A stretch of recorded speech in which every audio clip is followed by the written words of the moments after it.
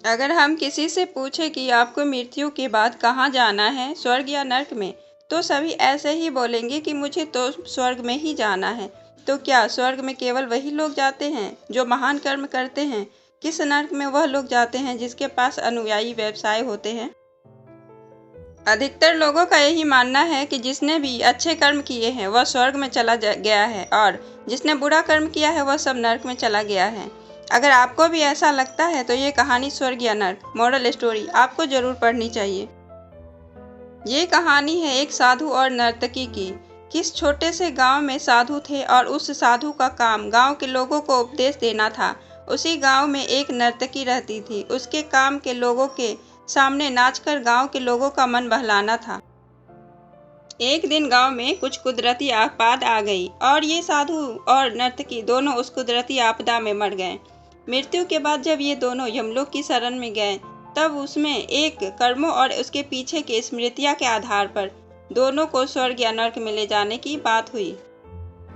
साधुओं को स्वयं को स्वर्ग में ही शरण मिलनी चाहिए, इस बात का मतलब था। दूसरी तरफ डांसर के दिमाग में ऐसा कुछ भी नहीं था, उसे तो बस फैसले का इंतजार था।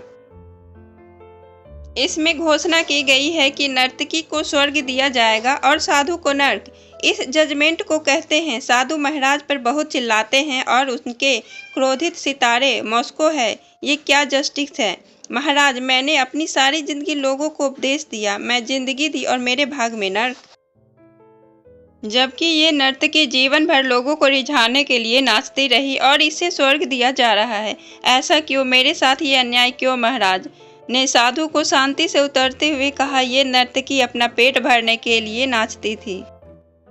उनके मन में यही भावना थी कि मैं अपनी कला को ईश्वर के चरणों में समर्पित कर रही हूँ, जबकि तुम लोगों को उपदेश देते हुए भी यह सोचते थे कि काश तुम्हें भी डांसर का नाच देखने को मिल जाए। यमराज ने साधु से ये भी कहा था कि ईश्वर के इस महत्वपूर्ण संदेश से मनुष्य भूल जाता है कि मनुष्य के कर्म से अधिक कर्म करने के पीछे की मांग है और इस कर्म के पीछे की भावनाओं के खाते से ही आपको नर्क मिला है। इस कहानी से हमें यही शिक्षा मिलती है, हमें कोई भी काम करना चाहिए पर हमारी उस काम करने के पीछे की नियति खाली होनी चाहिए। अगर हमारी नीयत साफ नहीं है तो हमें देखें कि अच्छे आकार वाले काम भी पुण्य की जगह पर पाप का ही भागी बनाते हैं। अगर आपको हमारी कहानी स्वर्ग या नर्क मॉरल स्टोरी अच्छी लगी हो तो अपने दोस्तों के साथ भी शेयर करें और कमेंट में ज़रूर बताएं कि ये कैसी लगी हमारी कहानी।